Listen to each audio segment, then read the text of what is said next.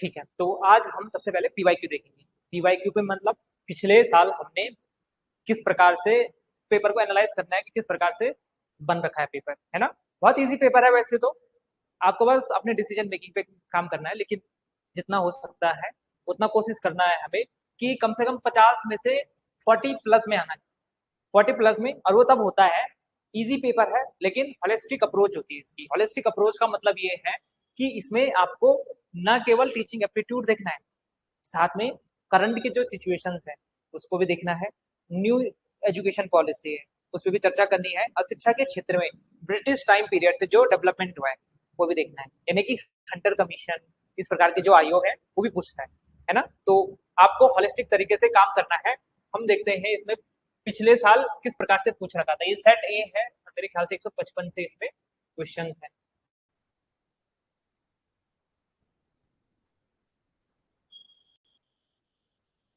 और बाकी reasoning maths मैं सभी साथियों को कहना चाहूंगा, जो भी अब हमारी वीडियोस देखेंगे, जो भी साथी ऑनलाइन देखेंगे, और आपकी जो भी चीज है इसमें अपना संतुलन बना के रखना है। संतुलन बोलने का मेरा मतलब है कि जीएस तो एक खाली ऐसा नहीं है कि जीएस का सिलेबस बहुत ज्यादा है तो उसी पे फोकस करो।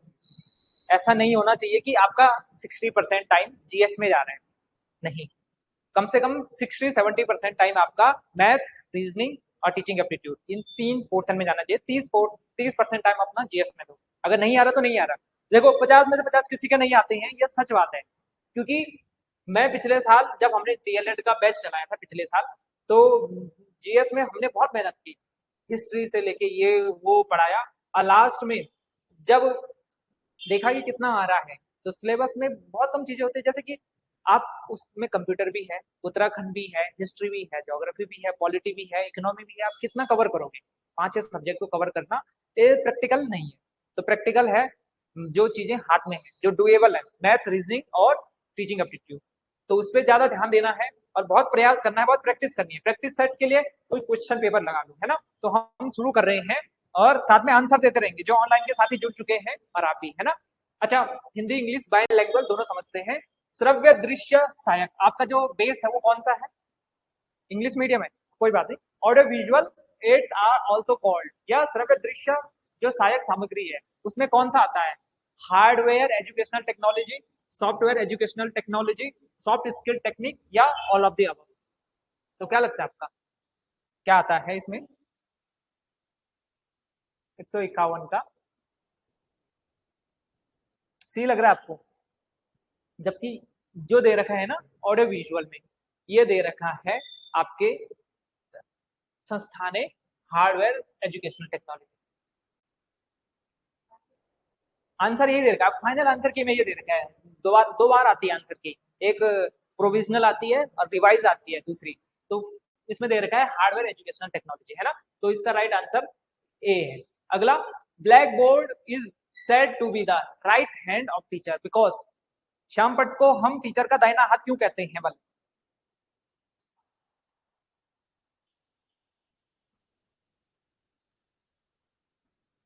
D, all of the above, बिल्कुल सही आंसर है। ऑनलाइन के मित्र भी आंसर देते रहेंगे साथ में। देखो, हम ब्लैक बोर्ड को टीचर का राइट हैंड इसलिए कहते हैं क्योंकि ये छात्रों में एक तो इंटरेस्ट पैदा करेगा, दूसरा इस पर जो भी चीजें हम लिख रहे हैं, जो भी चीजें प्रदर्शित कर रहे हैं, लेखन, चित्रांकन वगैरह, हम तुरंत इसको मॉडिफाई कर सकते हैं। अरे मैंने बनाया कि कोई राजा था, अब मैं तुरंत इसको ऐसे बना सकता हूँ, गुस्सैल राजा। तो तुरंत अगर रानी बनानी है तो मैं मॉडिफाई जितना जल्दी हो सकता है उतना जल्दी मॉडिफाई कर सकता हूँ चीजों को। तो मॉडिफिकेशन इजी है। साथ में यह शिक्षकों और छात्रों की वर्तनी अशुद्धियों को कम करने में मदद करता है, यानी कि जो स्पेलिंग मिस्टेक्स हैं, जो एरर्स हैं, वो भी कम करता है। तो ऐसे वाले जो क्वेश्चन है तो बहुत इजी क्वेश्चन होता है, इसके आंसर देना इजी है। अगला, शिक्षा की वह प्रणाली जो प्रत्येक बच्चे को इष्टतम विकास के समान अवसर प्रदान करने का आह्वान करती है। The system of education that calls the providing equal opportunity to every child for optimal development. तो वो कौन सी प्रणाली है, कौन सा सिस्टम है जो एक स्टूडेंट को समान अवसर प्रदान करती है? बहुत बढ़िया, बी इसका राइट आंसर है। समावेशी, हम कहते हैं इसे इंक्लूसिव एजुकेशनल सिस्टम, यानी कि इसमें इंक्लूसिव का मतलब क्या है कि सबको ऐड करना, इंक्लूसिव का मतलब सबको समावेशित करना। तो ये सबसे इजी है और सबसे इंपॉर्टेंट है जिससे कि सभी को हम इंक्लूड करते हैं। अच्छा, शिक्षक के व्यवहार में सबसे महत्वपूर्ण बात क्या, most important thing in behaviour of teacher is, सबसे ज्यादा इंपॉर्टेंट क्या है, एक शिक्षक का व्यवहार कैसा होना चाहिए। इसमें मतलब चीजें इंपॉर्टेंट है लेकिन सबसे ज्यादा इंपॉर्टेंट क्या है, डिसिप्लिन नहीं। एक शिक्षक, आप कौन से लेवल के टीचर बनने जा रहे हो, फिफ्थ तक के टीचर बन रहे हो आप, यानी कि एक से लेके फिफ्थ तक के आपके पास कैसे बच्चे होंगे, शरारती उदंडी बच्चे होंगे।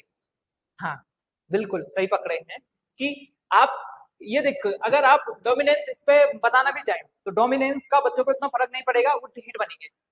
दूसरा अनुशासन, अनुशासन में आप बच्चों को कितना भी रख लो फिर भी मैम जी ये मेरे साथ ऐसा कर रहा है ना। दूसरा सहानुभूति, आप बच्चों के साथ सहानुभूति रखोगे तो वो होते चंड, वो कान खींच के आपकी ही लंका लगा देंगे। तो टीचर को सबसे ज्यादा रखना पड़ेगा पेशेंस, कि बच्चे को डिसिप्लिन में भी रखना है, कभी गलती कर रहा है तो उसको सुधारना है, ऐसा नहीं कि धैर्य से थप्पड़ में थप्पड़ मारे जा रहे हैं। एक टीचर का होता है ना, वो वाला क्रूवल रूप नहीं दिखाना है। तो सबसे ज्यादा इंपॉर्टेंट है पेशेंस एक टीचर के लिए। अगला, कौन सा कथन खोज अधिगम की विशेषता नहीं है, यानी कि कौन सा डिस्कवरी लर्निंग पे बेस्ड नहीं है, कौन सा कथन, इसे व्याख्यात्मक शिक्षण भी कहते हैं या बिना निर्देशन की खोज भी कहते हैं, जो शिक्षण पुनर्बल प्रदान नहीं करता, इसमें से कोई नहीं। It also called expository teaching, it also called discovery without direction, teacher does not gives री इन्फोर्समेंट। कोई क्लू नहीं है, देखो कौन सी विशेषता नहीं है, यानी कि कौन सी क्या कहते हैं इसे, कैरेक्टरिस्टिक जो भी है ये नहीं पूछ रहा है, तो कौन सी नहीं है बल विशेषता। अब ये व्याख्यात्मक शिक्षण भी कहते हैं, इसे बिल्कुल कहते हैं एक्सपोजिटरी टीचिंग, यानी कि टीचर बता रहा है बच्चों को किस प्रकार से चीजें होती हैं। दूसरा, बिना निर्देशन की खोज भी कहते हैं, बिना गाइडेंस की। देखो क्या होता है ना, इसमें क्या है, बच्चों को आप ऐसे असाइनमेंट देंगे जिससे वो खुद खोजने का प्रयास करेंगे। अरे बच्चे को कोई ऐसा प्रैक्टिकल दे दिया घर में कि आप आज का क्या काम है, आपका पत्ते इकट्ठा करेंगे, माना लीव्स के बारे में बताना है, तो क्या करेंगे, बच्चों को देंगे आप। तो इसमें क्या है, एक तो शिक्षण बता भी रहा है बाद में टीचर, साथ में ये भी क्या कर रहा है, डिस्कवरी विदाउट डायरेक्शन, तो ये खुद ही खोज कर रहे हैं विदाउट डायरेक्शन, अपनी मर्जी से पत्ते लगाएंगे, उनको पता चलेगा अरे 2 पत्ते एक बार लगा दिए, मतलब एक जैसे, है ना, तो वो सारी चीजें। जबकि शिक्षण पुनर्बलन, ये जो री है इस पर ध्यान देता है, दोबारा इस पर ध्यान देता है, क्योंकि टीचर दोबारा भी तो बचाएंगे बच्चों को। तो यहाँ पे री पे ध्यान नहीं देता है, डज नॉट लिखा है, तो इसका मतलब ये गलत है। अगर होता कि शिक्षण पुनर्बलन पर बल प्रदान करता है तो इसका राइट आंसर ये भी होता है ना। तो कौन सा कथन इसकी विशेषता नहीं है, तो सी इसकी विशेषता नहीं है ना।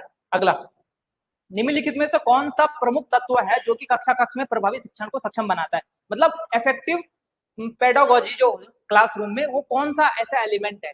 और इसके ऑप्शन में सारे दिखा देता हूं आपको, ये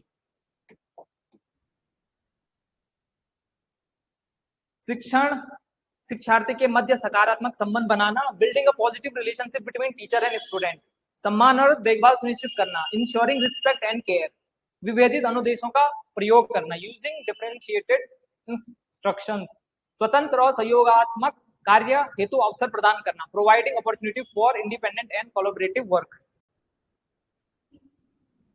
सी,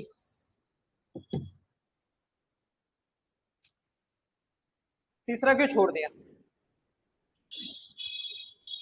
देखो ऐसे क्वेश्चन होते हैं ना जो ये इजी वाले क्वेश्चन होते हैं, इनको छोड़ना नहीं है।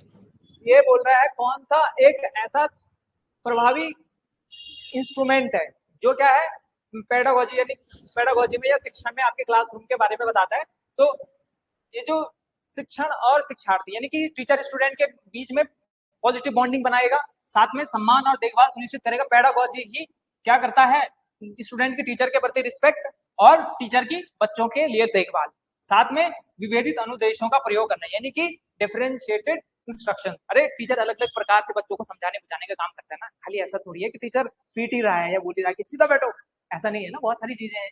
और साथ में स्वतंत्र और सहयोगात्मक कार्य हेतु अवसर प्रदान करना, यानी कि अपॉर्चुनिटी हम प्रोवाइड करते हैं उसको, कभी कभी कहते हैं कि खुद से करो, खुद से ट्राई करो, कभी बच्चों को कहते हैं ना कि करो करो पहले खुद करो, अगर नहीं आएगा तो फिर टीचर बताएगा। तो इंडिपेंडेंट तरीके से उसको काम करने के लिए प्रोत्साहित करना, क्या पता आर्यभट्ट हमारे बीच से कोई निकल जाए, है ना, रामानुजन रामानुजन निकल जाए, या कोलोबरेटिव वर्क, अरे देते हैं बच्चों को बहुत सारे ग्रुप बना दिए कि आप मिलके ये सारा काम करो, तो बच्चों को 2-3 ग्रुप बना दिए, 2-3 बच्चों के ग्रुप, 2-3 बच्चों के ग्रुप, और फिर काम करवा दिया। तो इस प्रकार से तो ये सारे होते हैं, है ना। दंड दिया जाता है, पनिशमेंट इज गिवन, क्यों दिया जाता है, और कौन सा ऑप्शन सबसे सही है। हाँ, to stop repetition of wrong behaviour, गलत व्यवहार को पुनरावृत्ति यानी कि रिपीटेशन करने से रोकने के लिए, बिल्कुल वैसे ये सबसे सही है, लेकिन फिर भी देख लो, वांछित व्यवहार स्थापित करने के लिए कि जो टीचर चाहता है वो वाला बिहेवियर ठीक है, लेकिन उतना सही नहीं है। सबक सिखाने के लिए ये वो तो मतलब बिल्कुल छोटी, बिल्कुल नैरो माइंडसेट हो गया कि तूने मेरा कहना नहीं माना तो मैं तुझे पीटूंगा, वो वाला नैरो माइंडसेट है, तो ऐसा नहीं होगा, और ये तो खैर ऑप्शन में नहीं आएगा। तो गलत व्यवहार जो रिपीटेशन है वो ना हो, उस कारण से, है ना। अच्छा, मूल्यांकन की विशेषता क्या है, हम इवेल्युएशन करते हैं, उसकी क्या विशेषता है, खासियत क्या है मूल्यांकन के, कि the evaluation process act as a reinforcement for both teacher and student, मूल्यांकन प्रक्रिया शिक्षक और छात्र दोनों के लिए पुनर्बलन का कार्य करती है। मूल्यांकन केवल परिणात्मक होता है, इवेल्युएशन इज ओनली क्वांटिटेटिव, निरीक्षण मूल्यांकन की विधि नहीं है, observation is not a method of evaluation, उपरोक्त में से कोई नहीं।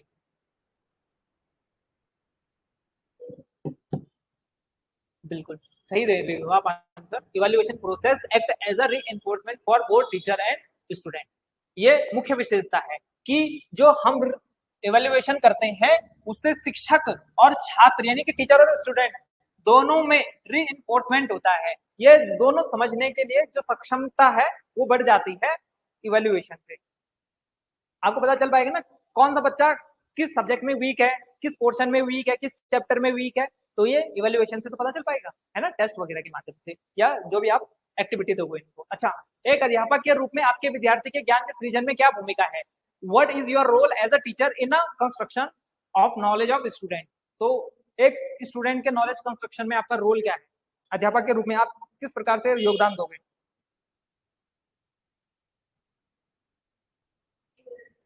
ए, उन्हें अवधारणाओं को याद कराने में सहायता करना, देखो ये हो गया मेमोराइजिंग, और आपकी जो नई एजुकेशन पॉलिसी है वो भी कहती है कि बच्चों को जो रट्टू तोता है वो नहीं बनाना है, तो मेमोराइजिंग द कॉन्सेप्ट, कॉन्सेप्ट को मेमोराइज करने का मतलब क्या है कि रटवाना, ये गलत है, मेमोराइजिंग नहीं करवाना है, कक्षा के प्रत्येक प्रत्येक बच्चे के अनुभव को संवेदनशील बनाना, sensitive toward experience for each child, तो इसका राइट आंसर यही है कि बच्चे को सेंसिटिव बनाना, जो भी चीज वो सीख रहा है ना।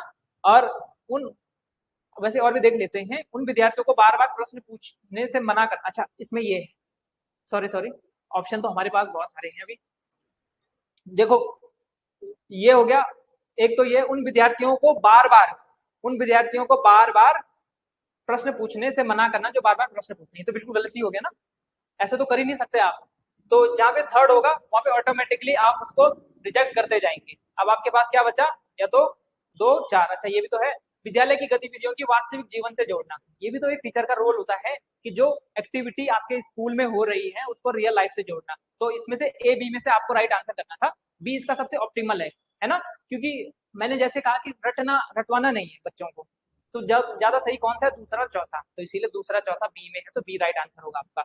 और देखो क्वेश्चन कितना डीप आ रहे हैं कि आपको 4 पहले स्टेटमेंट दे रहा है फिर पूछ रहा है। अगला क्वेश्चन है कि गृह कार्य के निर्माण में किन बातों का ध्यान रखना चाहिए, what thing should be kept in mind while preparing homework, तो होमवर्क के समय क्या क्या चीजें आपको ध्यान में रखनी चाहिए, आंसर देते रहिए स्वयं, इस अच्छे से पढ़ो इनको, फिर इसके बाद ये है इसमें से देना है आपको, बी है, ठीक है। ऑनलाइन में है कोई मित्र, ऑनलाइन वाले साथी भी आंसर देते रहो, ऐसे कैसे चलेगा, टीचर बनना है आपने, सबसे पहले तो आपको प्रश्न के उत्तर देने हैं बच्चों को, नहीं तो जान खा देंगे वो, मैम जी ऐसे कैसे होता है, सर जी ऐसे कैसे होता है, क्या लग रहा है आपको, बी सारे, 1, 2, 3, 4, 5, चलो देखते हैं किन किन बातों का आपको होमवर्क के समय ध्यान रखना चाहिए, कि specific object of teaching, teaching का उद्देश्य क्या है, बिल्कुल सही बात है, पाठ्य वस्तु और पाठ्य पुस्तक के सिलेबस से ही दोगे, ऐसा तो है नहीं कि किसी भी 10th की किताब से दे दोगे 5वीं के बच्चे को, है ना। शिक्षण विधि, टीचिंग मेथड कैसा है, उस पर भी बिल्कुल सही बात है। छात्रों का मानसिक स्तर, इनका बौद्धिक लेवल कैसा है। अब आपको 3rd क्लास के बच्चे को ऐसा थोड़ी है कि आप ऐसा पहाड़ा दोगे या ऐसा भाग दोगे जो उसको आए ना। अब इतना बड़ा भाग थोड़ी दोगे आप 3rd क्लास के बच्चे को, है ना। तो उनके मानसिक स्तर के, बौद्धिक स्तर के हिसाब से दोगे। साथ में छात्रों की रुचियां और अभिवृत्तियां, जो छात्रों का इंटरेस्ट है और उसको ध्यान में रखते हुए भी, है ना। हो सकता है कि कोई बच्चा क्या पता बहुत अच्छा पेंटिंग में हो, किसी खास कार्य में हो, शायद टीचर उसको उस क्षेत्र में डेवलप करने में भी काम कर सकता है। अगला, निम्नलिखित में से कौन सी चिंतनशील अध्यापक की विशेषता है। एक कौन सा टीचर ऐसा है जो रिफ्लेक्टिव है।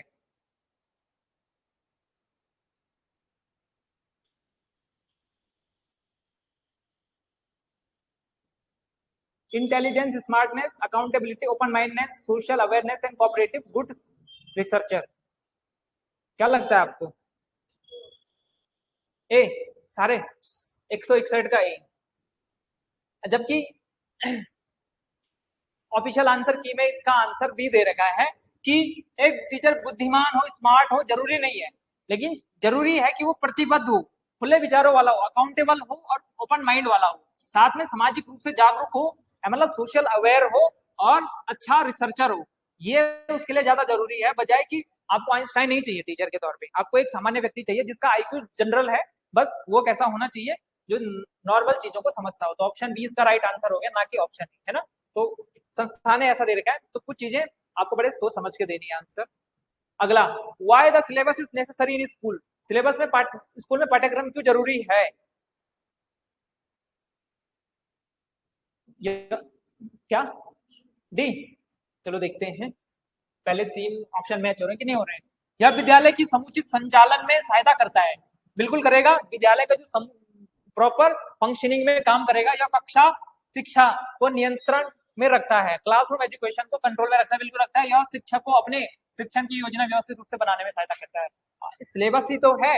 अब ये जो सिलेबस है, माना केवल 8 चैप्टर है आपके हिंदी में, इंग्लिश में, तो आपके पास 8 चैप्टर है, इसका मतलब टीचर को पता है कि मुझे 8 चैप्टर में से टेस्ट बनाना है, पेपर इसी में से आएगा। तो इसका मतलब क्या है कि टीचर को व्यवस्थित रखने में और फ्यूचर प्लानिंग करने में हेल्प करता है। तो सारे फंक्शन आ रहे हैं, तो ऑप्शन डी बिल्कुल सही है, आपने सही आंसर दिया।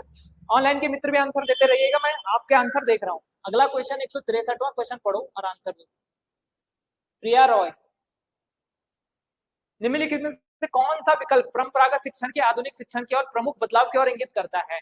विच of the following option represent the major shift in teaching learning from traditional to modern. Traditional से मॉडर्न की ओर कौन सा टीचिंग मेथड बताता है आपका। मतलब पुराने समय में टीचर बेस्ड होता था एजुकेशन सिस्टम, अब किस पे बेस्ड है।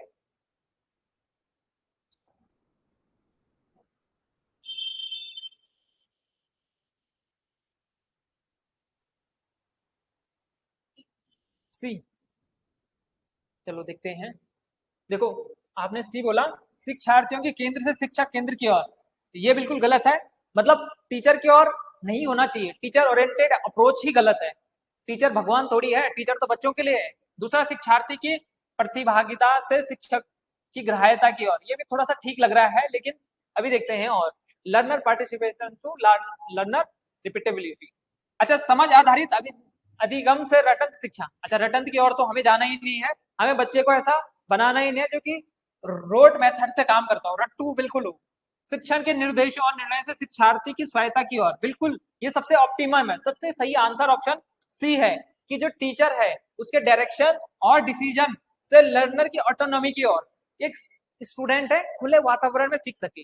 हमारे यहाँ पे जो परंपरागत रूप से हिंदू शिक्षा थी, मतलब इंडिया में शिक्षा थी, आपने देखा कि बच्चे को इस प्रकार से ज्ञान दिया जाता था, पेड़ के नीचे बैठने के लिए, स्वतंत्र रूप से सोचने के लिए, कि अपने आप को, अपने मस्तिष्क को जगाओ कि क्या क्या चीजें हो रही है अराउंड में, है ना। तो उसी पे बेस्ड है। अच्छा, अशाब्दिक संप्रेषण की महत्वपूर्ण विधियां हैं, यानी कि some importance mode of non verbal communication, मतलब बिना बोले हम कैसे कम्युनिकेट कर सकते हैं बच्चे से। फेशियल एक्सप्रेशन यानी कि चेहरे की अभिव्यक्ति, लैंग्वेज ऑफ आइस आंखों की भाषा, शारीरिक भाषा बॉडी लैंग्वेज, ध्वनि संकेत sound symbols. D, all of the above. बिल्कुल सही है। चेहरे की अभिव्यक्ति, किसी बच्चे ने कुछ किया तो टीचर ने अगर अच्छा करना है तो गुड, नहीं किया तो फिर जो गुस्से वाला भाव है वो, तो बिल्कुल ये हो सकता है। दूसरा, आंखों की भाषा, कि बाहर प्रिंसिपल साहब आ गए, बैठ जाओ चुपचाप, ऐसे शारीरिक भाषा, कि अब टीचर का जो बॉडी लैंग्वेज है वो बता सकता है स्टूडेंट को कि टीचर स्ट्रिक्ट है या पोलाइट वे में है, किस तरीके से चीजों को ले रहा है। दूसरा, ध्वनि संकेत, ध्वनि संकेत में जरूरी नहीं है कोई नकल कर रहा है तो ऐसे ही कर दिया, है ना, बोलना जरूरी है उसके लिए। नॉन वर्बल कम्युनिकेशन के सारे तरीके हैं। अच्छा, कौन सा शिक्षण का सिद्धांत नहीं है? टीचिंग प्रिंसिपल नहीं है। कौन सा नहीं है प्रिंसिपल टीचिंग का? Principle of motivation, principle of activity, principle of rejection, principle of creation and recreation. अभिप्रेरण गतिविधि का सिद्धांत, अस्वीकृति का सिद्धांत, या सृजन और मनोरंजन का सिद्धांत? बिल्कुल, ये तो कोई प्रिंसिपल हो ही नहीं सकता ना, ये लॉजिकल क्वेश्चन है।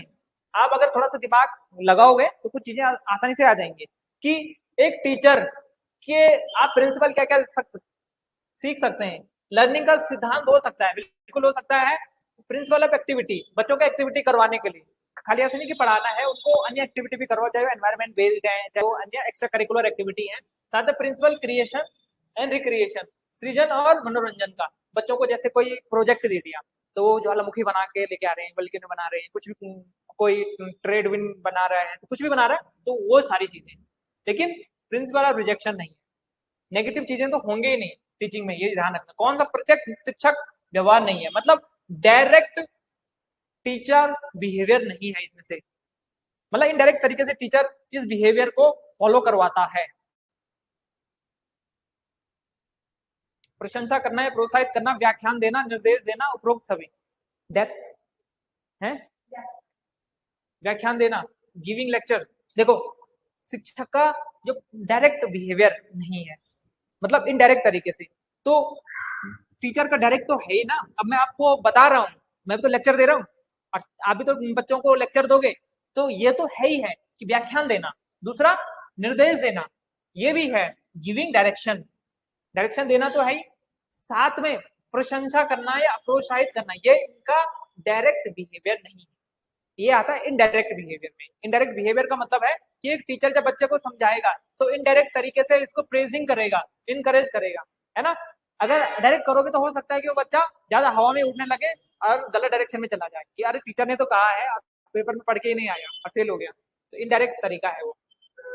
दूसरा, कौन सा कथन सीखने के संदर्भ में सत्य नहीं है? Which of the following statements not true for learning? Learning के लिए कौन सा कथन सही नहीं है सीखने के लिए? हाँ सॉरी, सत्य है।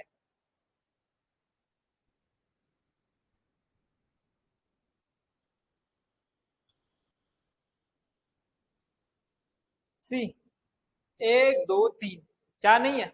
अच्छा देखो, सीखना व्यवहार में परिवर्तन है, learning is change in behaviour. कोई बच्चा चंचल है, अगर वो चीजें सीख रहा है, हो सकता है वो स्थिर बन जाए धीरे धीरे, है ना, तो उसके बिहेवियर में। कोई बच्चा बहुत गाली देता है, तो हो सकता है वो धीरे धीरे गाली देना बंद कर दे, तो बिहेवियरल चेंज हो रहा है, बिल्कुल हो रहा है। साथ में सीखना उद्देश्यपूर्ण और लक्ष्य उन्मुख होता है, बिल्कुल होता है। ये पर्पसफुल और गोल ओरिएंटेड तो होता ही है, बच्चों को एक समाज का प्राणी बनाना है, तो ये तो है ही हमारे पास। अगला, प्रत्येक जीव सीखता है, ये तो हर कोई सीखता है, तो यहाँ तक कि तोता भी इंसानी भाषा सीख जाता है, तो इंसान क्यों नहीं? तो बिल्कुल सच्चा है। और सीखने में परिपक्वता, थकान, बीमारी या दवाओं के कारण व्यवहार में होने वाले परिवर्तन सम्मिलित नहीं है। तो सीखने में इसमें थकान, बीमारी, दवाओं के कारण व्यवहार में होने वाले परिवर्तन सम्मिलित नहीं है। हो सकता है कि कोई ऐसी दवाई खा रहा हो जिसके कारण उसकी मेंटल स्थिति ठीक नहीं है ना। कोई बच्चा होता है घर में ट्रॉमा है, तो उन सब चीजों का इससे फर्क नहीं पड़ता है। तो ये कथन इसके बारे में गलत है। बाकी इसमें कौन सा कथन सही है? एक दो तीन, तो कौन सा कथन सही है? एक,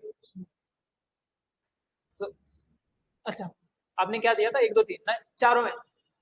इसमें यह भी सम्मिलित नहीं होता है कि अगर आप थकान के कारण कुछ चीजें ऐसे कर रहे हो, या बीमारी के कारण या दवाओं के कारण आपके बिहेवियर में कोई चेंजेस हो रहा है, तो वो लर्निंग में नहीं आएगा।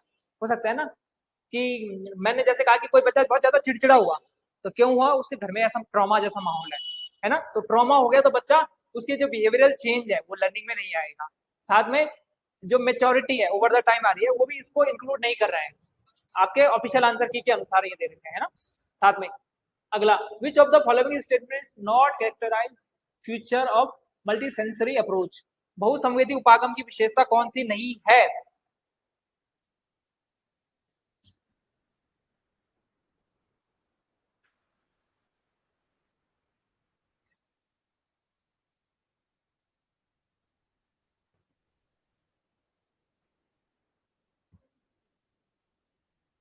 सी, it not applicable to distance learning, या दूरस्थ शिक्षा पर लागू नहीं होती है। देखते हैं कितना ऑप्टिमम आंसर दे रहा है, दिया है आपने।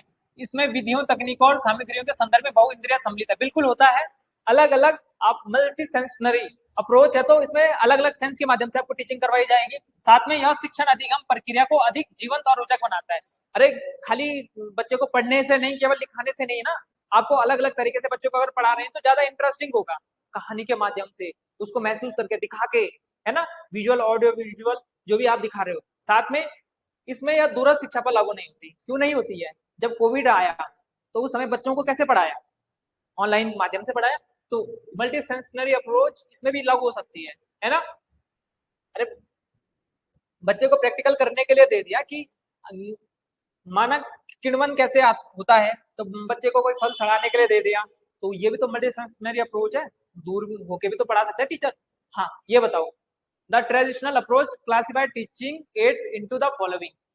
जो परंपरागत उपागम है उसमें शिक्षण सामग्री को किसमें वर्गीकृत किया जा सकता है? परंपरागत रूप से और modern.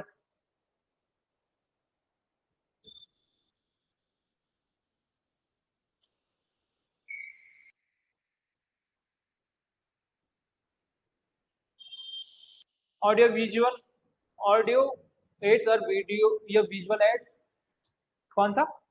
B, audio aids and activity aids. देखो, जो ट्रेडिशनल अप्रोच है इस पर भी हम चर्चा करेंगे।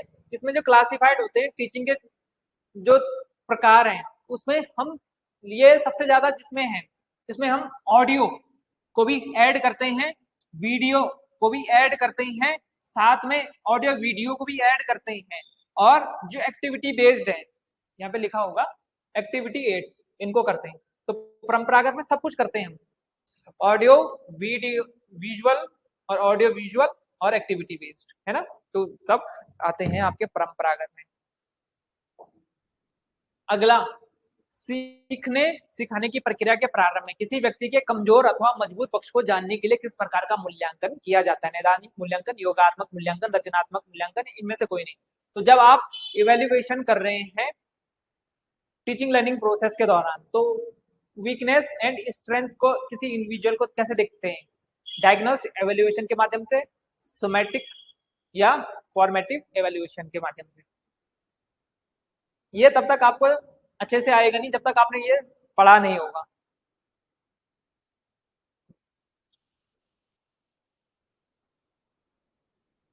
क्या लगता है?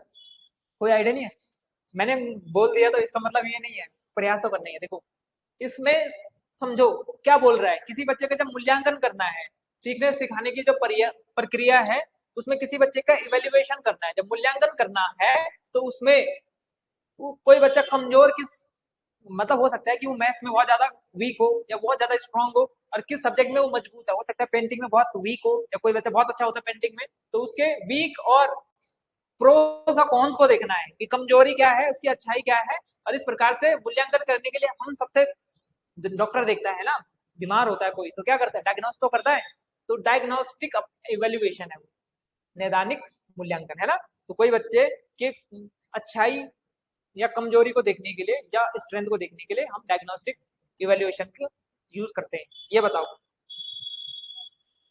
बताओ मित्रों, ऑनलाइन वालों, कॉलम ए और कॉलम बी को मिलाना है।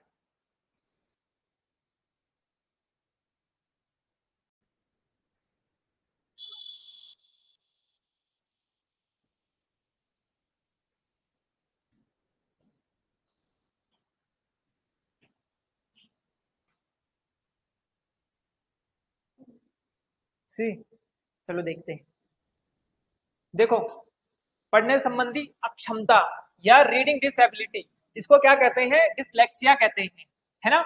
अगला गणित संबंधी अक्षमता, अगर जिसको मैथमेटिक्स नहीं आ रहा है तो उसको कहते हैं डिस्केल, जो भी है, डिस्के डिस्कैलकुलिया। और लिखने संबंधी जो अक्षमता है उसको कहते हैं डिसग्राफिया। अगर आप लिख नहीं पाते हो, कोई बच्चे होते हैं ना वो लिख नहीं पाते अच्छे से, जैसे सात है तो वो सात को ऐसे लिखेंगे सारे जमी पे टाइप का, तो इस प्रकार से, है ना। तो अगर आपने मूवी देखी तो उससे भी आ जाता आपका। तो क्या आ गया राइट आंसर? 3 2 1, 3 2 1 बी। इस प्रकार की क्वेश्चन पता चल रहा होगा आपको कैसे कैसे क्वेश्चन पूछ रहे हैं, है ना। तो थोड़ा सा आइडिया आ जाएगा, तो ज्यादा प्रिपरेशन करोगे। आपका घर में ये काम है कि आप घर में पुराने क्वेश्चन पेपर भी देखोगे। पुराने जो क्वेश्चन पेपर मैं ग्रुप में भेज दूंगा, उसको देखना कि किस प्रकार से पुराने क्वेश्चन पेपर में पूछा गया था। अच्छा, विद्यार्थियों में जो भाषा संप्रेषण है यानी कि लैंग्वेज कम्युनिकेशन है, और तार्किक संप्रेषण, लॉजिकल रीजनिंग है, इंश्योर्ड इन स्टूडेंट, कैसे इंश्योर्ड की जा सकती है बच्चों में, हम कैसे सोचने की क्षमता को लॉजिकल बना सकते हैं, कुल मिला के ये बोल रहा है। कैसे कर सकते हैं? ए, अच्छा देखो, अधिक प्रतिभागिता के द्वारा, बिल्कुल। जब कोई बच्चा जितना ज्यादा पार्टिसिपेशन करेगा उतना ज्यादा सीखता जाएगा, है ना। तो उसको खुद ही पता चल पाएगा कि क्या चीज सही है क्या चीज गलत है ना। पूछताछ द्वारा, जब वो पूछता रहेगा टीचर से, अपने पेरेंट्स से, तो उससे भी पता चलेगा कि क्या सही है क्या गलत है। चर्चा के द्वारा भी उसको पता चल पाएगा क्या सही है क्या गलत है। ठीक है। विद्यार्थियों के व्याख्यान देखे, लेकिन किसी छोटे बच्चे को हम, बड़े बच्चों को व्याख्यान दे सकते हैं, लेक्चर दे सकते हैं, लेकिन छोटे बच्चों को जरूरी नहीं है वो लेक्चर देके सीखे। लॉजिकल चीजें तो बिल्कुल नहीं सीखते छोटे बच्चे। छोटे बच्चों को कभी सिखाना तो, अरे ऐसा होता है ऐसे होता है, वो मुंह फोड़ के उधर, मतलब मुंह फेर के उधर चला जाएगा। देखना कभी छोटे बच्चों को, तो वो क्या होता है, जितना ज्यादा उनको लेक्चर दोगे इतना ज्यादा बच्चे दूर जाएंगे। नहीं, लेकिन ये बोल रहा है कि लॉजिकल माइंडसेट कैसे डेवलप करें टीचर का, स्टूडेंट का। मेन अंतर ये है कि ये बोल रहा है कि आप लैंग्वेज कम्युनिकेशन और लॉजिकल रीजनिंग कैसे डेवलप करोगे बच्चों का। तो उसके लिए आपको क्वेश्चनिंग के माध्यम से, डिस्कसिंग के माध्यम से, पार्टिसिपेशन के माध्यम से कर सकते हो, लेकिन आपको लेक्चर के माध्यम से, आप खुद ही दो ना। अब मैं आपको रीजनिंग पढ़ा रहा हूँ तो आपको तो समझ में आ रही है, लेकिन किसी बच्चे को जब तक करवाओगे नहीं, खाली पढ़ा के आ जाएगी उसको समझ में, नहीं आएगी ना। तो रीजनिंग का पोर्शन भी है इसमें, इसलिए बोल रहा है वो। तो लॉजिक बेस्ड है, थोड़ा सा अंतर है, छोटा सा माइन्यूट सा डिफरेंस। अगला, which of the following statement is correct for assessment of learning, सीखने का आकलन निम्न में से कौन सा कथन सही है?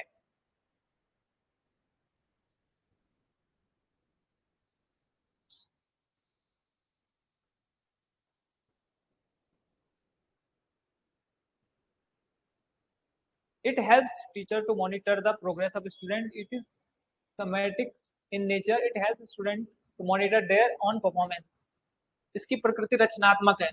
तो ये देखो, सीखने का आकलन करने के लिए कौन सा कथन सही है? अगर सीखने का आकलन करना है तो उसके लिए सबसे सही है जो नेचर में होती है, ये होती है सोमेटिक। सोमेटिक का मतलब कि सब चीजों को ऐड करके बच्चे को सिखाना, उसको प्रैक्टिकल करके भी बताना, उसको बोल के भी बताना, उसको घर में डू बाय ओन, उस इस प्रकार से चीजों को करके देना। तो इसका मतलब क्या है कि समेटिक, सबको ऐड करके, केवल फॉर्मेटिव नहीं होगा। इसके जो बेसिक डिफरेंस है उसको हम जब चर्चा करेंगे ना फ्यूचर में, तो आपको बहुत अच्छे से पता चल पाएगा कि फॉर्मेटिव और सोमेटिव में क्या डिफरेंस होता है।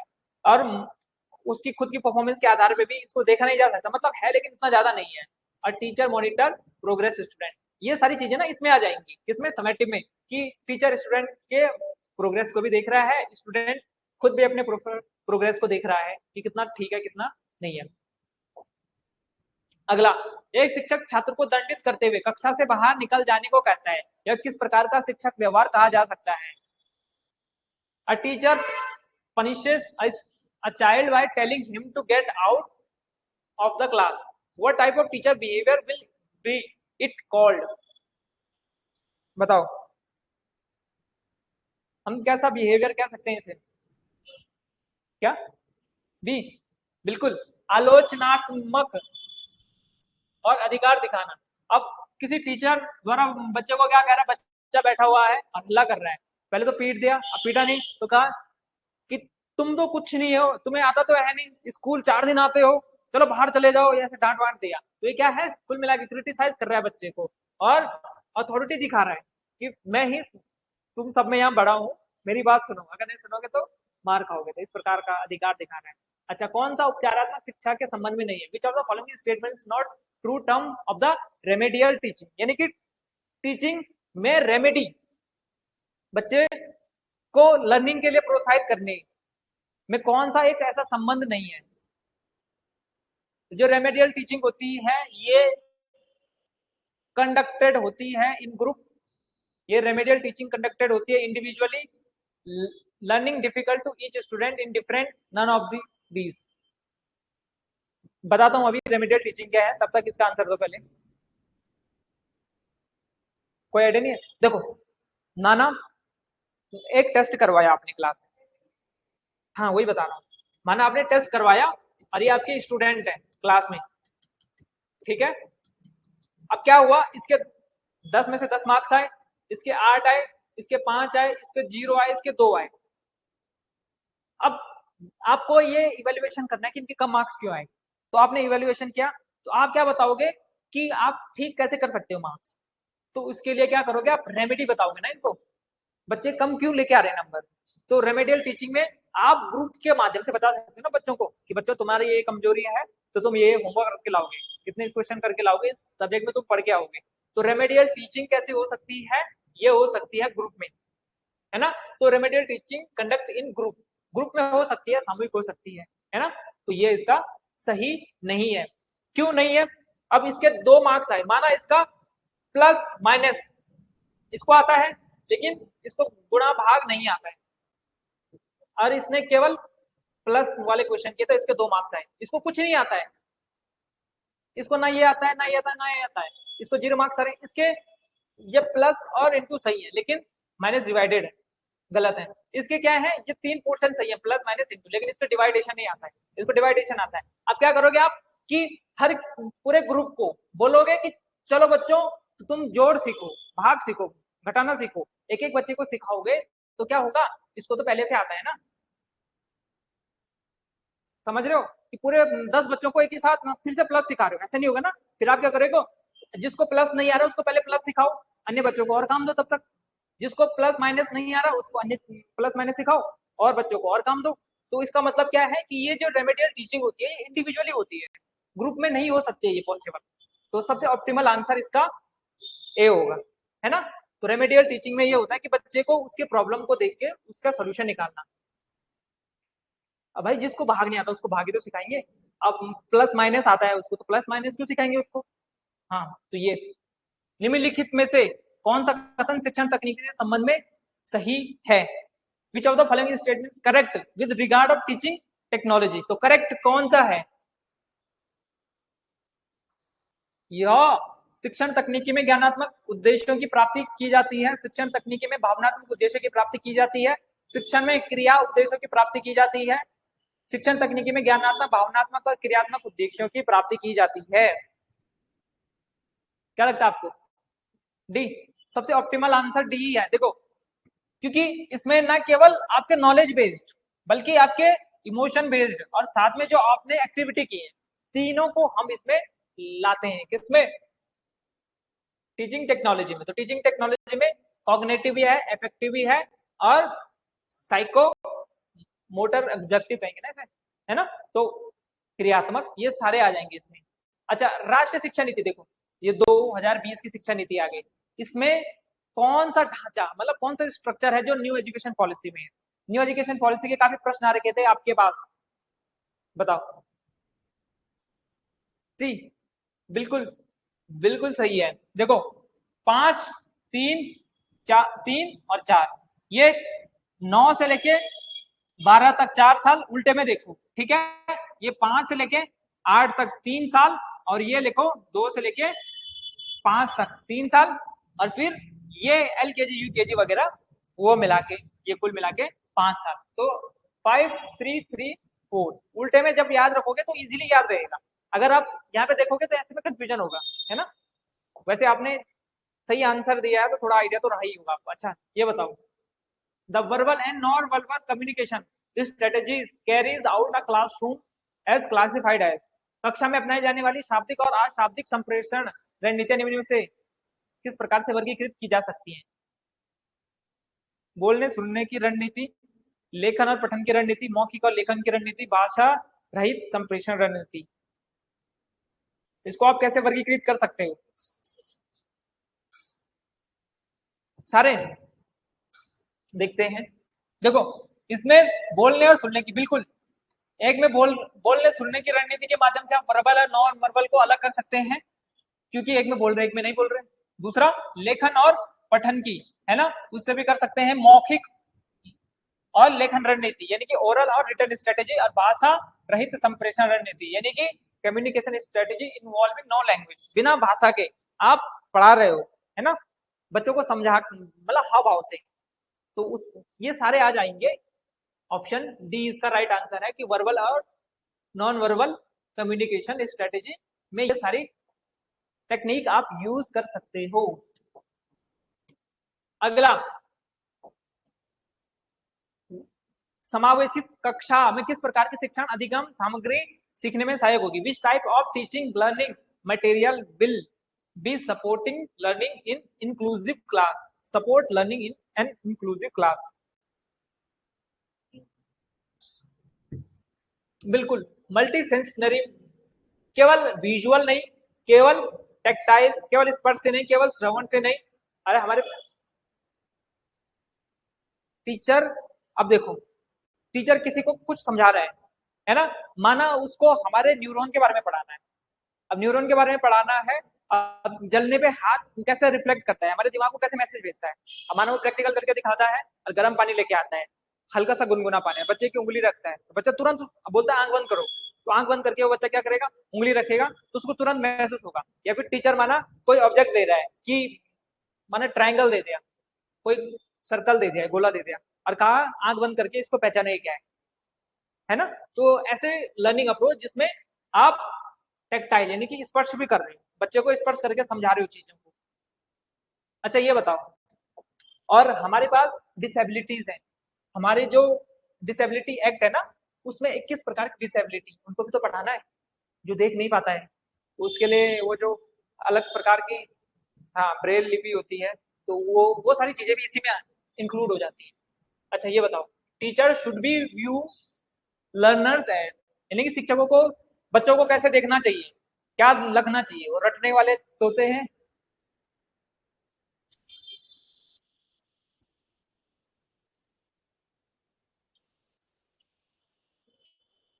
क्या? ए रेसिपिएंट ऑफ नॉलेज, देखते हैं। देखो पहला स्टेटमेंट देखने से पहले और स्टेटमेंट देखते हैं, फिर ऑप्टिमल देखेंगे। रटने वाले विद्यार्थी के रूप में, ये तो सबसे खराब, अगर 4 ऑप्शन में सबसे लास्ट में देना हो तो ये देंगे, क्योंकि बच्चों को रटाना नहीं है कि स्कूल में कर रहे हो तो 2 1 जा 2, 2 2 जा 4, और घर में भी बच्चा वही रटने पे लगा है, तो वो रटने वाला तोता नहीं बनाना है, बच्चों को समझने वाला बनाना है। तो सीखने में सक्रिय भागीदार के रूप में ये ठीक पड़ रहा है कि एक्टिव पार्टिसिपेट करवाना लर्निंग में, है ना, कि उसको बताने की ऐसा होता है। उसके बाद आजकल तो ये जैसे भारत का मैप है, तो भारत के मैप को असेंबल करने के लिए अलग अलग स्टेट आते हैं आजकल वो मैप में, तो उसको लगाओ, तो वैसे करके बच्चों को क्या करना, सक्रिय भागीदार के रूप में, लर्नर के रूप में समझाना, साथ में शिक्षा के एक अच्छे अनुयायी के रूप में हो सकता है, लेकिन जरूरी नहीं है। जरूरी नहीं कोई बच्चा बहुत अच्छा हो तो वो टीचर का फॉलोवर हो तो तभी अच्छा स्टूडेंट माना जाएगा। वो अपना काम कर रहा है, वो सीख रहा है, अच्छा बस उसमें अच्छी बात है। हमको अनुयायी नहीं बनाना है, हम यहाँ पे कोई संस्था नहीं चला रहे हैं कि आप हमारे फॉलोवर बनो, है ना, तो इंस्टाग्राम पेज नहीं चला रहे हैं, तो ये तो गलत हो गया, साथ में ये भी गलत हो गया। सही क्या है, हाँ नहीं, सी सही है, सीखने के सक्रिय भागीदार के रूप में, मतलब जितना ज्यादा वो सीखने में इंटरेस्ट दिखाएगा। जैसे बच्चे घर में बोलते हैं, मम्मी पृथ्वी गोल क्यों है, मम्मी ये घूम क्यों रही है, मम्मी ये पंखा क्यों चल रहा है, ये लाइट कैसे चल रही है, तो अगर उनको सिखाएं कि ऐसे ऐसे होता बेटा, तो बच्चा ज्यादा सीखेगा। तो इस प्रकार की एक्टिविटी को हमें एनकरेज करना है। क्या है करिकुलम, बताओ करिकुलम क्या है? एक पाठ है चर्चा क्या है?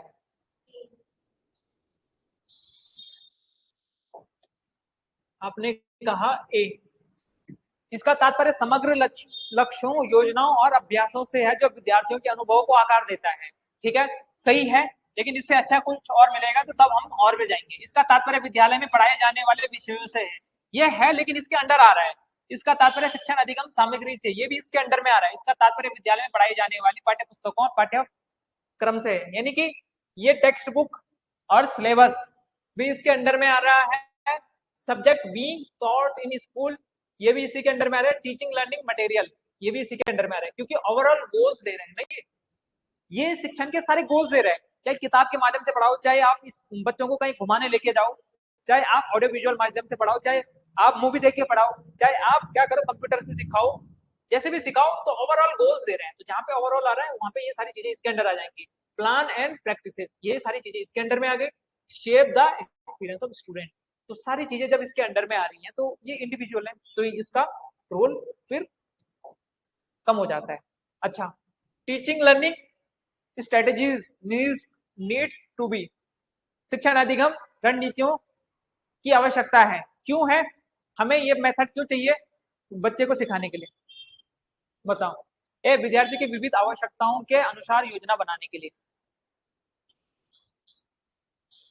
और नहीं लगता आपको कुछ? श्योर, लॉक लगा दिया जाए। Plan according to diverse need of student. अच्छा, देखते हैं विद्यार्थियों की अलग अलग आवश्यकताएं जो होती है उनके अनुसार प्लानिंग करना। तो विद्यार्थियों की केवल समयात्मक आवश्यकता के अनुसार योजना बनाना बिल्कुल नहीं, इसमें तो अलग अलग आवश्यकता है ना। और इसमें केवल क्या आ रहा है, इमोशनल नीड, तो इमोशनल नीड भी नहीं चाहिए, केवल इमोशनल नीड नहीं चाहिए, साथ में एजुकेशनल नीड शैक्षिक आवश्यकता के अनुसार ये भी नहीं, और विद्यार्थियों की केवल सामाजिक आवश्यकता। तो ये आपको अपने आप ही पता चला कॉन्ट्राडिक्टरी है। ओवरऑल जो होगा वही आएगा सबसे ऑप्टिमम। अच्छा, अगला, प्रतिभा कक्षा 5 की विद्यार्थी है। जब शिक्षिका उसका मौखिक परीक्षण लेती है तो वह बिल्कुल भी उत्तर नहीं दे पाती, उसे बात करने में घबराहट होती है, किंतु वह लिखित परीक्षा में अच्छा प्रदर्शन करती है। इस परिस्थिति में एक शिक्षक के रूप में आप प्रतिभा का आकलन कैसे करेंगे? Pratibha is a student of class 5 when her teacher take an oral test she is unable to give the answer, she feels anxious when she talk but she perform well in written test, how will you the access Pratibha as a teacher? क्या करोगे आप? B, D. अच्छा, she should be encourage to give the answer in return. ठीक है, देखते हैं, क्योंकि उसने कोई उत्तर नहीं दिया इसलिए उसका कोई अंक नहीं दिया जाएगा। ये तो ठीक नहीं है, नेगेटिव सेंस की ओर बता रहा है। उसके माता पिता से शिकायत करनी चाहिए, ये भी नेगेटिविटी की ओर बता रहा है। उससे उत्तर न देने पर डांटना चाहिए, ये भी नेगेटिव है। उससे लिखकर उत्तर देने के लिए प्रेरित करना चाहिए, बिल्कुल। अगर जब आप एज अ टीचर उसको लिखने के लिए मोटिवेट करेंगे तो वो क्या होगा, कॉन्फिडेंस रेज करेगी अपना, धीरे धीरे कॉन्फिडेंस जब बूस्ट करेगी तो उससे क्या पता, हो सकता है फ्यूचर में वो बोलना सीख जाए। होते हैं कई सारे बच्चे वाकई में ऐसे होते हैं कि जिनको आता है, अपने दोस्त को बोलते हैं कि इसका आंसर दे, अपने आप नहीं देते हैं, 12th तक भी नहीं देते, क्योंकि टीचर उन पर ध्यान देता ही नहीं है, टीचर को पता ही नहीं है कि कैसे करना है। अगला, रियात अपनी कक्षा के बच्चों हेतु जीके का परीक्षण करना चाहती है। किस प्रकार के प्रश्न वस्तुनिष्ठ एवं कम समय लेने वाले होंगे? Which type of question will be objective and less time taking? तो कैसे क्वेश्चन होंगे? ये तो बहुत बच्चा क्वेश्चन है। कैसे वाला? एमसीक्यू होगा, जो बहुत इजी होगा, कम टाइम लेने वाला, बच्चा पढ़ेगा। भारत का राजधानी कहाँ है? नई दिल्ली, मुंबई, चेन्नई, बेंगलुरु। तो बच्चा सीधा लगा देगा नहीं, न्यू दिल्ली। इसी प्रकार से उत्तराखंड की कैपिटल कहाँ है? देहरादून। हरिद्वार लगा दे, उधम सिंह नगर, नैनीताल। तो इस प्रकार से है ना। अगला, which of the following statements correct in the context of constructivist classroom? यानी कि कौन सा कथन सृजनात्मक कक्षा कक्ष के संदर्भ में सही है? सृजनात्मक, सी, बिल्कुल सही है।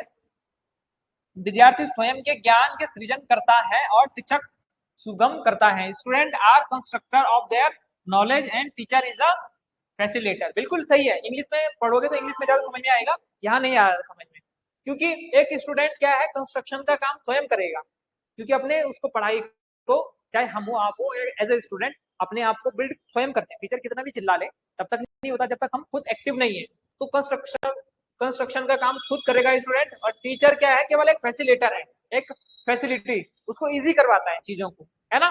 पढ़ना तो उसे खुद ही है। अब आप कोचिंग आए हो तो पढ़ने तो आप घर में पढ़ सकते हैं, हम खाली आपको चीजें इजी करवा के देंगे, पढ़ना आपको ही है। तो वही सारी चीजें। अच्छा, दिनेश क्लास 6 का स्टूडेंट है, उसके शिक्षक ने उसे एक असाइनमेंट दिया। असाइनमेंट करते समय उसने पूर्व अनुभवों को याद किया और पाया कि उसने कुछ चीजें इसमें सम्मिलित नहीं की हैं, कुछ चीजें ऐड नहीं की हैं, और अपने पुराने एक्सपीरियंस के आधार पर पुनः स्व अध्ययन करता है, अपने असाइनमेंट को सुधारता है और अपने शिक्षक के पास जमा करता है। इंग्लिश में भी सेम है कि किस प्रकार से उसने असाइनमेंट में करेक्शन किया और फिर अपने टीचर को दिया। तो आप इससे क्या कहेंगे?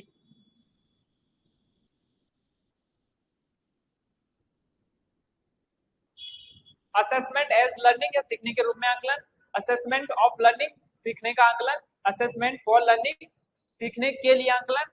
समेटिव असेसमेंट, समांतर आकलन। हिंदी में तो खतरनाक ही दे रखा है, बताओ क्या लग रहा है आपको? ये एज और फॉर है खाली, तो ये बड़ा डिफिकल्ट लग रहा होगा नहीं ना। ये है असेसमेंट एज लर्निंग। ये वाले क्वेश्चन ऐसे हैं, अगर आ रहे हैं तो पार, नहीं आ रहे तो सीधा नहीं, छोड़ना तो नहीं है। इसमें नेगेटिव मार्किंग नहीं है, सारे करके आओ। 200 है तो 200 टिक मार्क ना, नेगेटिव मार्किंग नहीं होती डीएलएड में। तो जितने आ रहे हैं सारे करके जाओ, 200 आ रहे हैं तो 200 जितने भी हो सारे करके जाओ। What are 3 level of teaching? Teaching के 3 लेवल कौन कौन से होते हैं?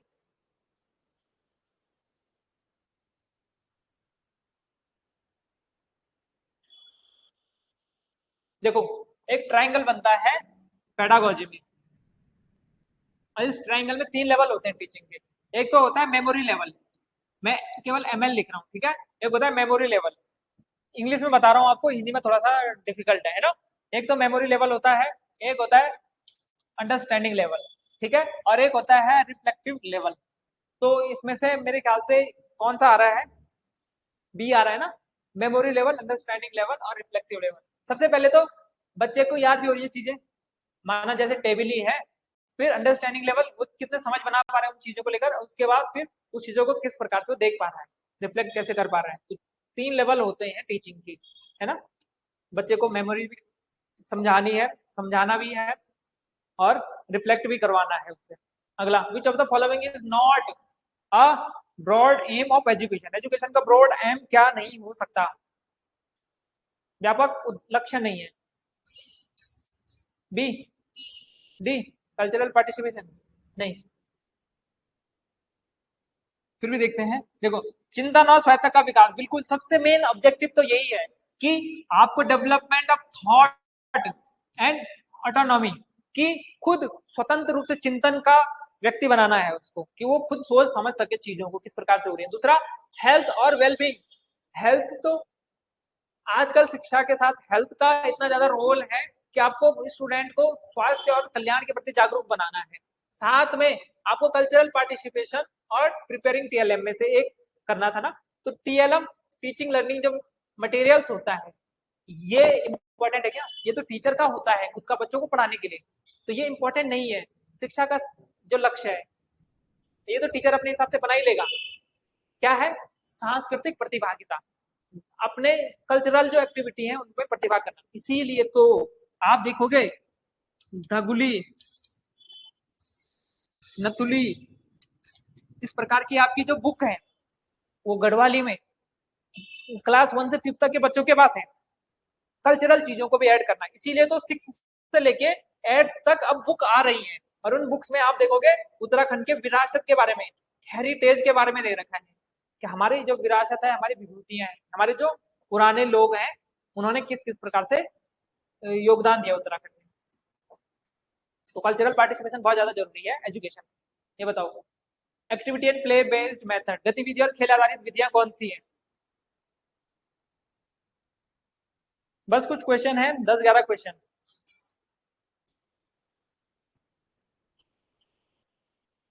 डी, देखते हैं।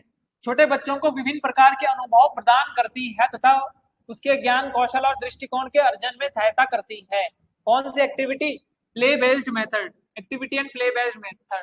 तो इसमें क्या है कि बच्चों को अलग अलग प्रकार के एक्सपीरियंस देंगे, साथ ही साथ उसका नॉलेज भी बढ़ाएगी, स्किल भी बढ़ाएगी, उसका पॉइंट ऑफ व्यू भी चेंज करेगी, और अन्य प्रकार से वो किस प्रकार से गेन कर रहा है इन सब चीजों को उसमें हेल्प करती है, बिल्कुल करती है। रचनात्मक अनुभव के लिए प्रेरणादायक वातावरण निर्मित करती है, मतलब कुछ क्रिएटिविटी, क्रिएटिव एक्सपीरियंस, यानी कि कुछ क्रिएटिविटी भी कर सकता है बच्चा धीरे धीरे इन सब चीजों से, कि ऐसे ऐसे करके भी चीजों को सीखा जा सकता है। कार्य और खेल के माध्यम से आत्मविश्वास और समझ विकसित होती है, बिल्कुल होती है। जो बच्चा पढ़ के करता है याद, और जो बच्चा सीख लर्निंग खेल कूद के ज्यादा याद करता है, खेल कूद वाला ज्यादा याद होता है। बचपन में हमने देखा कि हम कोई गाना गुनगुना रहे हैं, कुछ भी हो रहा है तो वो ज्यादा याद होता है, क्योंकि हम उसको एंजॉय कर रहे हैं, नाच गा के याद कर रहे हैं।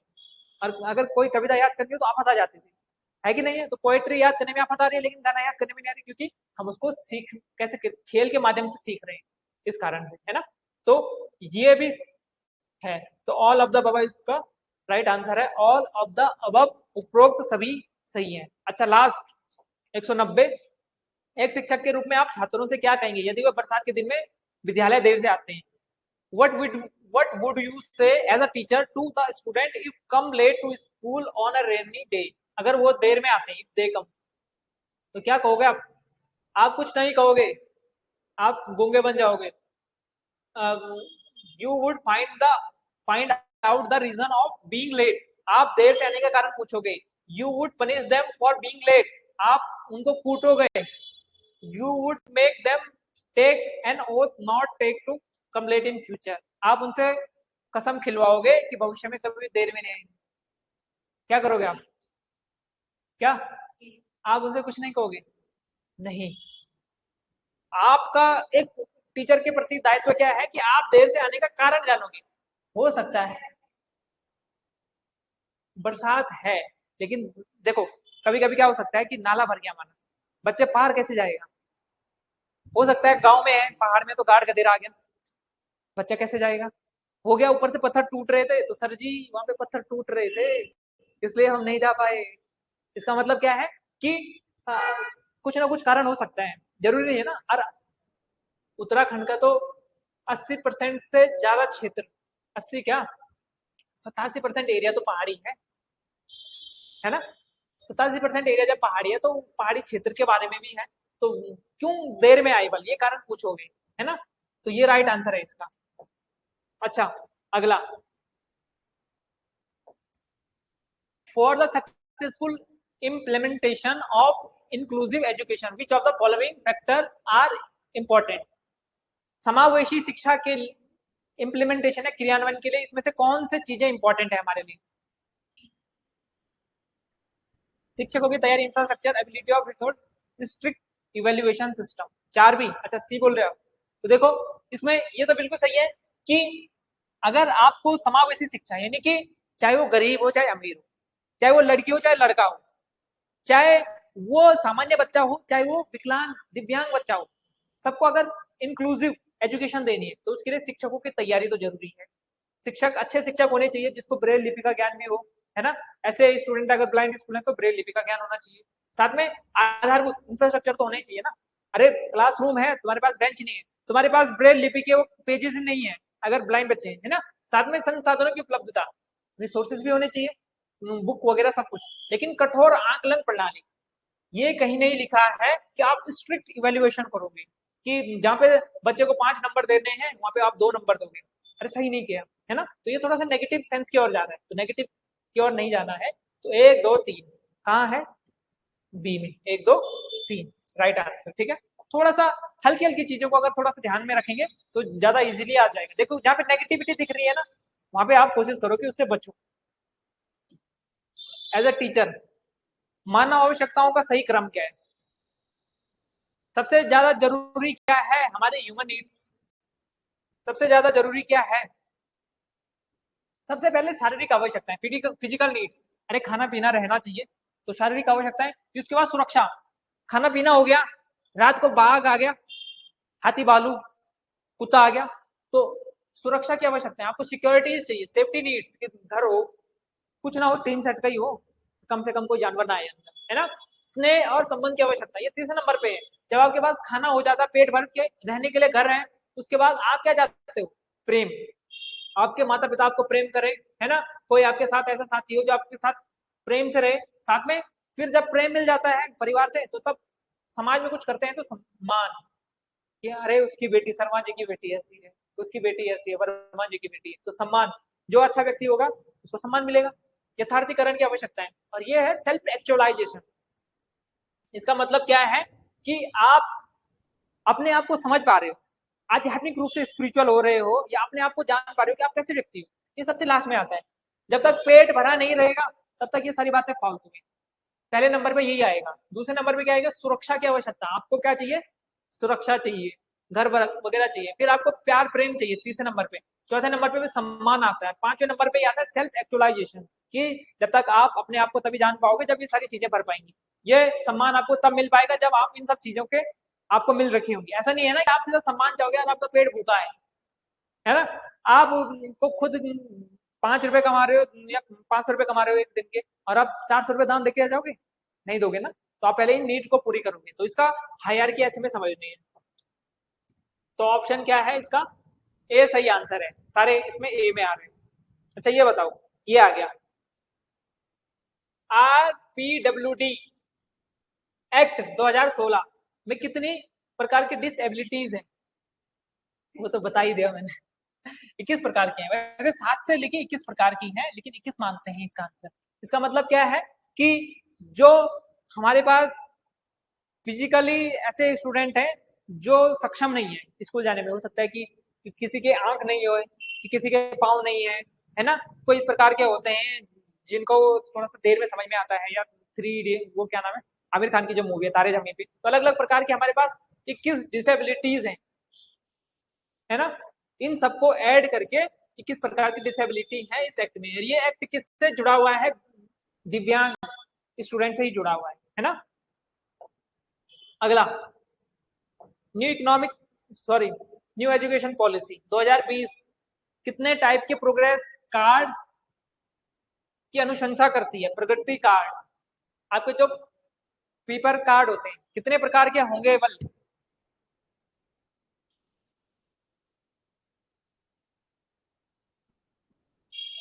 360 degree holistic progress card, 180 degree holistic progress card, 360 degree happy progress card, 180 degree happy progress card.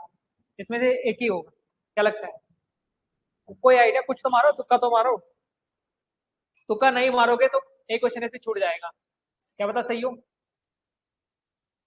देखो हाँ, जितना ज्यादा पॉजिटिव हो उतना लगाने की कोशिश करना है। और यही देखो, एक तो सबसे ज्यादा पॉजिटिव कैसे है? 180 360, तो सबसे ज्यादा क्या है? 360। तो ऐसे एलिमिनेट हो गए 2 ऑप्शन। अब 360 में एक है हैप्पी प्रोग्रेस कार्ड, और हैप्पी से ज्यादा होलिस्टिक। होलिस्टिक में सब कुछ आ जाता है, तो होलिस्टिक प्रोग्रेस कार्ड है इसका right answer. New education policy पढ़ के जानी है। न्यू एजुकेशन पॉलिसी से 2 क्वेश्चन देख लिया आपने, है ना। अच्छा, विद्यार्थियों की जिन क्षमता और मूल्यों का विकसित किया जाना चाहिए, capacities and values that should be inculcate in student are, कौन कौन सी चीजें उनमें हमको डालनी चाहिए? साइंटिफिक टेम्परामेंट लगता है आपको? पहले आंसर दो, उसके बाद बताता हूँ क्या है इसका राइट आंसर।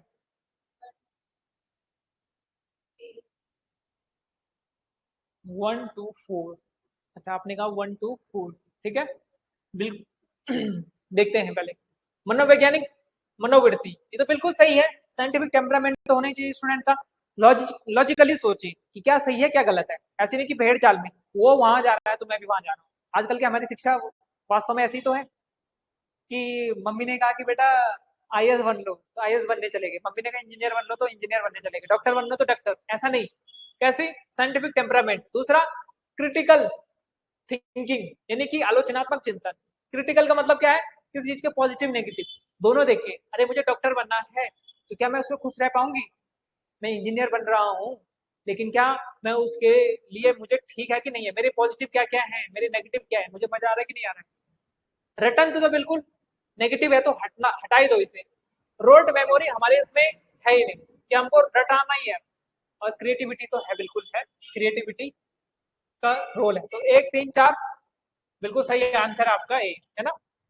तो जब बिना पढ़े आप इतने अच्छे आंसर दे सकते हो तो पढ़ के तो और अच्छे नंबर लेके आ सकते हो। कुछ कुछ चीजें है ना, बिल्कुल पढ़ा है। अच्छा, जब आपने वो बीएड वगैरह किया होगा। अच्छा अच्छा, ठीक है, बहुत बढ़िया। अच्छा ये देखो, which of the following teaching technique given an opportunity to relate thought and concept represented represented in class with the real world. इनमें से कौन सी शिक्षण विधि कक्षा में प्रस्तुत अवधारणाओं और विचारों को वास्तविक जगह से जोड़ने का अवसर प्रदान करती है?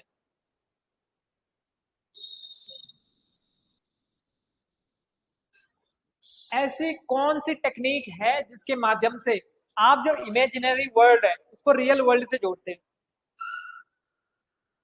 क्या? डी, बिल्कुल, फील्ड ट्रिप ही तो है। अरे बच्चों को बताया कि बच्चे गरीब हुए होते हैं जिनके पेट में भूख लगी है, जिनको खाना नहीं मिल रहा है खाने को। अरे उससे अच्छा उनको बस्ती में लेके चले जाओ, बस्ती में दिखाओ कि किस प्रकार से छोटे बच्चे खाने खाने को तरस रहे हैं, उनके पास सूखा ब्रेड है तो वो भी चाव से खा रहे हैं। तो जो बच्चा उस चीज को देखेगा वो हमेशा सीखेगा। तो जो चीजें आप थ्योरी में देखते हो उसको रियल लाइफ में देखने के लिए आपको क्षेत्र भ्रमण तो करवाना पड़ेगा बच्चों को, है ना। फील्ड ट्रिप तो करवानी पड़ेगी। 197वां, objective of research in education is, शिक्षा में रिसर्च का उद्देश्य क्या है? To propound new principles, to discover new fact, to experiment something new, all of the above. अनुसंधान का उद्देश्य क्या है? शिक्षा में रिसर्च का उद्देश्य क्या है? सिद्धांतों का प्रतिपादन करना, नए तथ्यों की खोज करना, नवीन प्रयोग करना, उपरोक्त सभी। क्या लगता है आपको?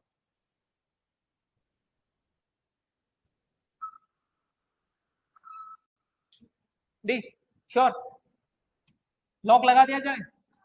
बिल्कुल। अब देखो, जब रिसर्च करते हैं तो नए प्रकार के थ्योरीज आएंगे ना, नए नए रिसर्चर आएंगे। उतना मोटा पैसा देते हैं आज के हमारे स्कॉलर्स को, क्यों देते हैं? ताकि वो नए नए प्रकार की थ्योरी लेके आए। क्या पता कोई नई इफेक्टिव टेक्निक आ जाए टीचिंग की। साथ में नए तथ्यों की खोज करना। अरे आप मूल्यांकन कर रहे हो बच्चों का, आप प्रश्नावली बना रहे हो, क्वेश्चनियर बना रहे हो, और उसके माध्यम से क्या पता आपको कुछ ऐसे नए थ्योरीज आ जाए, नए फैक्ट आ जाए, जिससे पता चलता है कि कौन सा बच्चा कैसे समझ सकता है। साथ में नए एक्सपेरिमेंट, प्रयोग इंपॉर्टेंट है ना। जब तक आप एक्सपेरिमेंट नहीं करोगे तब तक चीजें कैसे आएंगी? तो बिल्कुल सही है, ऑप्शन डी इसका राइट आंसर है। अगला,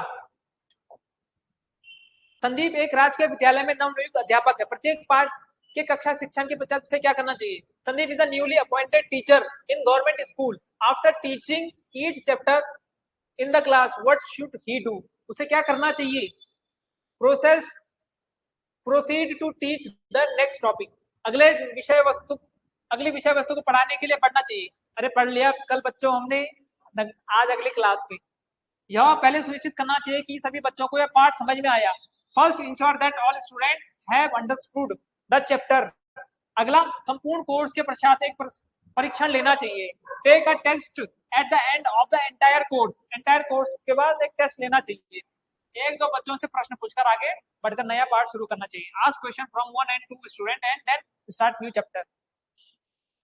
बिल्कुल राइट आंसर इसका बी है, क्योंकि आप एज अ टीचर ये चाहोगे कि एक दो बच्चों से ना पूछें। अरे वीक बच्चे, अच्छे बच्चों को तो आता ही है, वीक बच्चों को नहीं आता माना, जरूरी नहीं है सबको समझ में आए। और साथ में अगले इस पे आगे बढ़ने का कोई पॉइंट ऑफ व्यू है नहीं, आप लेक्चरर है नहीं कॉलेज में कि पढ़े तो पढ़े नहीं तो जाओ। संपूर्ण कोर्स के पश्चात एक परीक्षण लेना चाहिए। अरे पूरा कोर्स जब पढ़ा लोगे साल में, आप तो पेपर तो होते ही है, तो उसका क्या पॉइंट है? तो ऑप्शन बी इसका राइट आंसर है कि पहले बच्चे को यह कंफर्म करवाना चाहिए कि उसको समझ में आया कि नहीं आया। अगर नहीं आया समझ में तो फिर उसको दोबारा पढ़ाना। अगला, सेकंड लास्ट क्वेश्चन है, सिद्धा is the teacher of class 8th was teaching English in her class. सिद्धा कक्षा 8 की अध्यापिका अपनी कक्षा में अंग्रेजी पढ़ा रही है। उसने यह देखा कि कक्षा में अधिकांश विद्यार्थी पढ़ाई में रुचि नहीं ले रहे। उसने यह देखा कि she observe that most of the student her class were not taking interest in studies. तो उसे इस पर चिंतन किया और यह एहसास किया कि बच्चों में अरुचि का कारण व्याख्यान विधि का प्रयोग हो सकता है। उसे शिक्षण को प्रभावित करने के लिए क्या करना चाहिए? और कहाँ गया? She reflected that reflected and realized that the cause of disinterest among student used to lecture method what she should be order make to her teaching effective। तो उसको अपने टीचिंग को इफेक्टिव बनाने के लिए क्या करना चाहिए?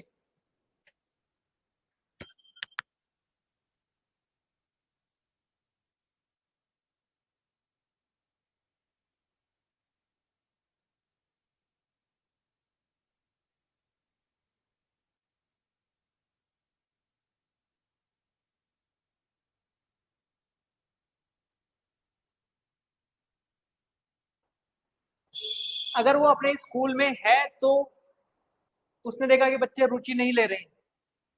सी, विद्यार्थी चाहिए। एक और दो, अपनी शिक्षण शैली को बदलना चाहिए, बिल्कुल बदलना चाहिए। शिक्षण के लिए बहुआयामी विधियों का प्रयोग करना चाहिए कि जो मल्टी डायमेंशनल अप्रोच है बिल्कुल यूज करनी चाहिए। विद्यार्थी को एक एक करके पढ़ने के लिए कहना चाहिए और फीडबैक देना चाहिए। ये भी है इसमें कि सारे स्टूडेंट जो हैं उनको एक एक करके पढ़ने के लिए बोलना चाहिए और फीडबैक लेना चाहिए। हो सकता है क्या बताओ उनके पढ़ने में दिक्कत हो सकता है उनको पढ़ना ही ना आता हो, है ना। तो ऑप्शन ए, 1 2 3। लास्ट क्वेश्चन है आज का कि according to NCFSC 2023 the meaning of panchkosh. इसमें पंचकोश क्या दे रखे हैं?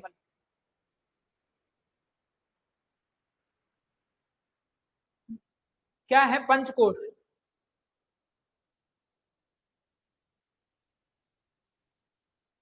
एक होता है ना national curriculum framework for school education, यानी कि जो करिकुलम है, पठ्य चर्चा है, वो हर साल के लिए होती है। तो उस करिकुलम में हमने पंचकोश दे रखे हैं और वो पंचकोश इसमें से क्या है? मेंटल एबिलिटी है या मानस ये आध्यात्मिक क्षमता है?